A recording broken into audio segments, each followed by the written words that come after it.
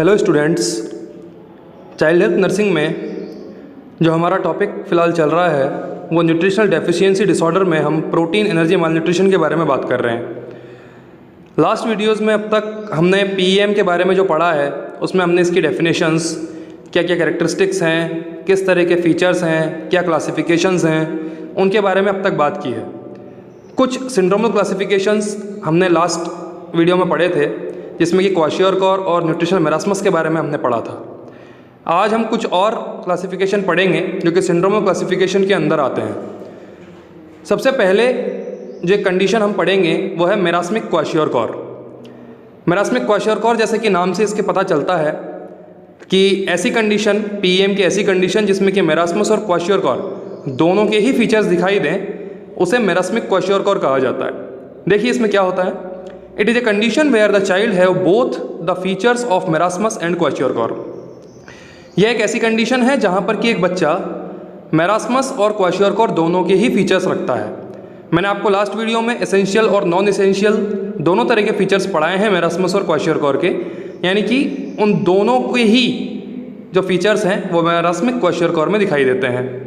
The presence of oedema is essential for the diagnosis, क्योंकि क्वाशियोरकॉर में हमने इडीमा की कंडीशन को प्राइम कंडीशन के तौर पर देखा था, तो इडीमा की जो प्रेजेंस है वो बहुत ज़्यादा एसेंशियल है ताकि आप डायग्नोस कर सके इस कंडीशन को। एंड अदर फीचर्स और kwashiorkor may not be present. Oedema के अलावा जो दूसरे फीचर्स थे जो कि क्वाशियोरकॉर को डायग्नोस कर सकते हैं वो उपस्थित हो भी सकते हैं और नहीं भी हो सकते हैं। यानी कि ऐसी कंडीशन जिसमें कि मेरास्मस और क्वाशियोरकॉर दोनों के ही फीचर्स दिखाई दें और इडीमा इसेंशियली प्रेजेंस हो, तो उस कंडीशन को हम मेरास्मिक क्वाशियोरकॉर कहते हैं। नेक्स्ट जो कंडीशन है वो है प्री क्वाशियोरकॉर। इसके नाम से भी हम पता लगा सकते हैं कि क्वाशियोरकॉर से पहले की condition. It is a condition when the child having features of kwashiorkor without oedema, क्योंकि इडीमा क्वाशियोरकॉर की एडवांस कंडीशन है। इडीमा से पहले के जो क्वाशियोरकॉर के फीचर्स हैं वो यदि आपको प्रोटीन एनर्जी मालन्यूट्रिशन में दिखाई दें तो उसे हम प्री क्वाशियोरकॉर वाली कंडीशन कहेंगे। जैसे कि हमने मसल वास्टिंग के बारे में पढ़ा था, उस तरह के जो फीचर्स हैं वो दिखाई दें लेकिन इडीमा नहीं हो तो उसे हम प्री क्वाशियोरकॉर कह सकते हैं। नेक्स्ट जो कंडीशन है वो है न्यूट्रिशनल ड्वार्फिंग। ड्वार्फिंग का मतलब जैसे कि हम जानते हैं शॉर्ट स्टेचर, इसमें भी वही देखा जाएगा। It is a condition when the child is having significant low weight and height for age. मतलब एक बच्चे का वजन और उसकी ऊंचाई उसकी उम्र के आधार पर जो होनी चाहिए वैसी नहीं है। Without any features of kwashiorkor and marasmus, और ये आवश्यक नहीं है कि उसमें क्वाशियोरकॉर और मेरास्मस के लक्षण दिखाई दें। यानी कि जरूरी नहीं है क्वाशियोरकॉर और मेरास्मस के कोई फीचर दिखाई दें, लेकिन एक बच्चा अपनी आयु के अनुसार जो उसका वजन और उसकी जो ऊंचाई होनी चाहिए वो अपेक्षाकृत कम है, उसे हम न्यूट्रिशनल ड्वार्फिंग के तौर पर जानते हैं। It is usually scene when the PM continue over A number of years. सामान्यतः इस कंडीशन को देखा जाता है जबकि एक बच्चा बहुत लंबे समय से प्रोटीन एनर्जी मालन्यूट्रिशन से सफ़र कर रहा हो, तो उसकी ऊंचाई और उसकी लंबाई में अपेक्षाकृत परिवर्तन देखे जाते हैं और वो अपेक्षा से कम होती है। उसे हम न्यूट्रिशनल ड्वार्फिंग कहते हैं, क्योंकि बच्चे का जो स्टेचर है वो शॉर्ट रह जाता है। ये सब क्लासिफिकेशन की कंडीशंस थी। इसमें जो नेक्स्ट अब हम पढ़ेंगे जो कि मेन कंपोनेंट है पीईएम का, वो है मैनेजमेंट ऑफ पीईएम। किस तरह से एक बच्चे में प्रोटीन एनर्जी मालन्यूट्रिशन की कंडीशन को एसेस किया जाए, डायग्नोस किया जाए और फिर उसे किस तरह से मैनेज किया जाए। पीईएम का मैनेजमेंट वैसे तो मेनली उसके माइल्ड, मॉडरेट और उसकी सीवियरिटी पर डिपेंड करेगा और उस आधार पर उसका मैनेजमेंट कहाँ किया जा सकता है ये भी डिपेंड करता है। जैसे कि शुरुआती कंडीशंस में आप घर पर भी, जैसे हम डोमिसिलरी मैनेजमेंट कहते हैं, घर पर भी बच्चे की प्रोटीन और एनर्जी की जो रिक्वायरमेंट है उसे हम फुलफ़िल कर सकते हैं। लेकिन एडवांस कंडीशंस में बच्चे को हॉस्पिटलाइजेशन की नीड है, केवल हॉस्पिटल में ही उस कंडीशन को ठीक किया जा सकता है, इम्प्रोवाइज किया जा सकता है। तो आइए देखते हैं मैनेजमेंट ऑफ पीईएम में। Management of PEM is carried out mainly by nutritional rehabilitation. PEM का जो मैनेजमेंट है मेनली वो न्यूट्रिशनल रिहेबिलिटेशन के साथ किया जाता है, क्योंकि ये कंडीशन ही न्यूट्रिशनल रिहेबिलिटेशन की है, न्यूट्रिशनल डेफिशिएंसी की है। तो इसके उपचार के लिए भी, इसके मैनेजमेंट के लिए भी सबसे पहला काम है कि बच्चे की जो न्यूट्रिशनल नीड है उन्हें फुलफ़िल किया जाए। इट कैन बी डन, इसे किया जा सकता है एट होम, या तो घर पर, और इन न्यूट्रिशनल रिहेबिलिटेशन सेंटर या फिर एनआरसी, ऐसे केंद्र जहाँ पर बच्चों के लिए न्यूट्रिशनल जो उनकी नीड है उसे पूरी करवाई जाती है, उन्हें हम न्यूट्रिशनल रिहेबिलिटेशन सेंटर कह सकते हैं। और इन हेल्थ सेंटर और हॉस्पिटल, या फिर हॉस्पिटल या किसी हेल्थ सेंटर पर इसका मैनेजमेंट किया जा सकता है, depending upon the severity of the condition. यह निर्भर करता है कि बच्चे में पीईएम की कंडीशन कितनी सीवियर है, इस आधार पर हम बच्चे का मैनेजमेंट करेंगे पीईएम के लिए। The child with severe PEM need hospitalisation for initial treatment. बच्चे को पीईएम में हॉस्पिटलाइजेशन की ज़रूरत है इनिशियल ट्रीटमेंट के लिए, जबकि वो सीवियर कंडीशन में हो पीईएम की। अगर माइल्ड और मॉडरेट कंडीशन है तो एट होम और न्यूट्रिशनल रिहेबिलिटेशन जो सेंटर्स हैं वहाँ पर मैनेज किया जा सकता है, लेकिन सीवियर कंडीशंस में या फिर एसोसिएटेड जो क्राइसिस कंडीशंस हैं उसमें बच्चे को हॉस्पिटलाइजेशन की ज़रूरत होगी। तो आइए देखते हैं कि किस तरह से हम घरेलू उपचार कर सकते हैं पीईएम का, या घर पर प्रबंधन किया जा सकता है, उसे हम कहेंगे domiciliary management. Children with mild to moderate malnutrition without any infection and complication can be managed at home.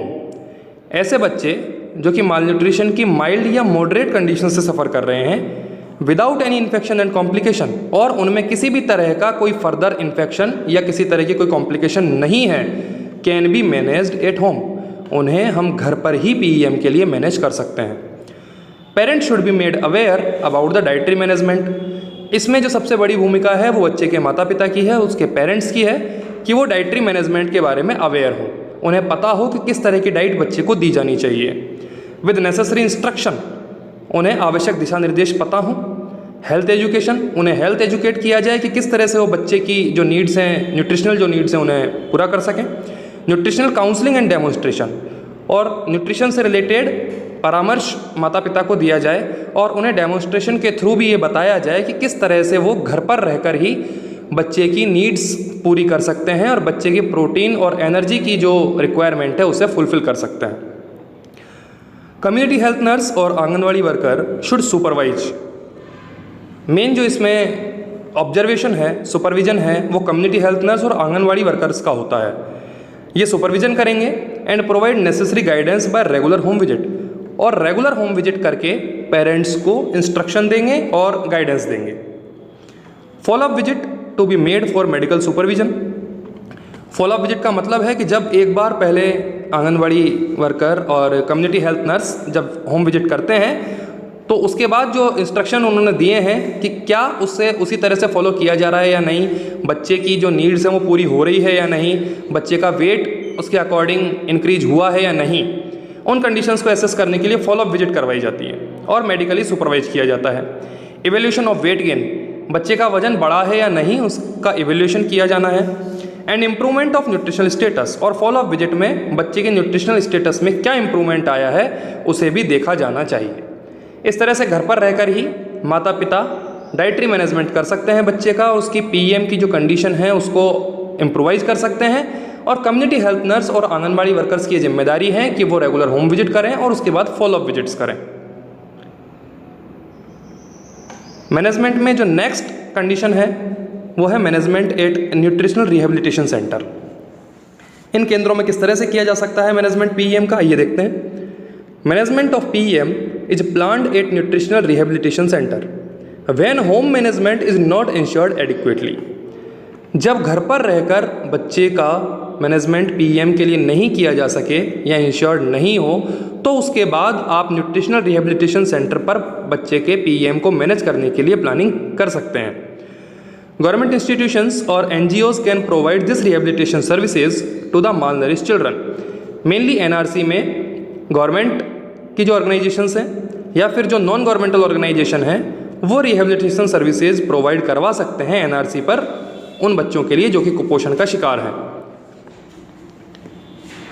Next जो हम देखेंगे वो है मैनेजमेंट एट हॉस्पिटल, क्योंकि मैंने आपको पहले ही बताया था कि माइल्ड और मॉडरेट कंडीशन में तो डोमिसिलियरी और न्यूट्रिशनल रिहेबिलिटेशन जो सेंटर्स हैं वहाँ पर मैनेज किया जा सकता है पीएम को, लेकिन अगर फर्दर कोई कॉम्प्लिकेशन है, एसोसिएटेड कोई क्राइसिस कंडीशन है, या फिर पीईएम की सीवियर कंडीशन है तो उसके लिए बच्चे को हॉस्पिटलाइजेशन की नीड ज़रूरी है ताकि उसको रिकवर किया जा सके।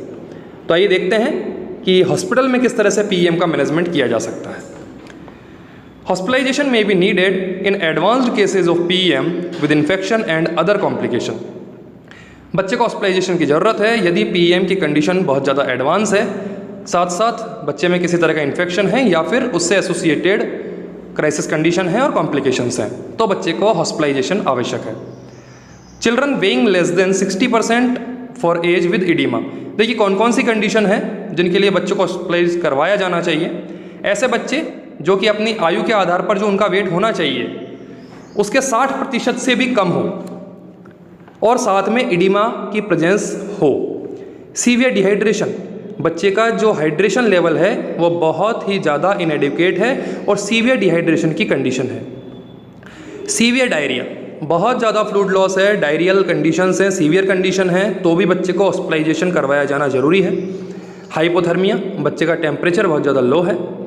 शॉक जैसी कंडीशन में भी बच्चे को हॉस्पिटलाइजेशन की नीड है क्योंकि फ्लूइड एंड इलेक्ट्रोलाइट इम्बैलेंस की वजह से भी शॉक जैसी कंडीशन क्रिएट हो सकती है। इन्फेक्शंस, पीईएम से एसोसिएटेड कोई इन्फेक्शंस हैं या जीआई ट्रैक्ट के इन्फेक्शंस के लिए बच्चे को हॉस्पिटलाइजेशन की आवश्यकता है। जॉन्डिस, ब्लीडिंग, इन कंडीशंस में भी बच्चे को हॉस्पिटलाइजेशन की नीड होगी। परसिस्टेंट लॉस ऑफ एपेटाइट, बच्चे को बहुत लंबे समय से यदि भूख नहीं लगती है तो भी हॉस्पिटलाइजेशन जरूरी है।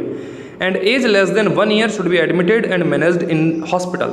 और सबसे ज़्यादा ज़रूरी बात, यदि इनमें से कोई भी कंडीशन और बच्चे की एज 1 साल से कम उम्र है उसकी, तो बहुत ज़्यादा आवश्यक है कि बच्चे को हॉस्पिटलाइजेशन ही करवाया जाना चाहिए।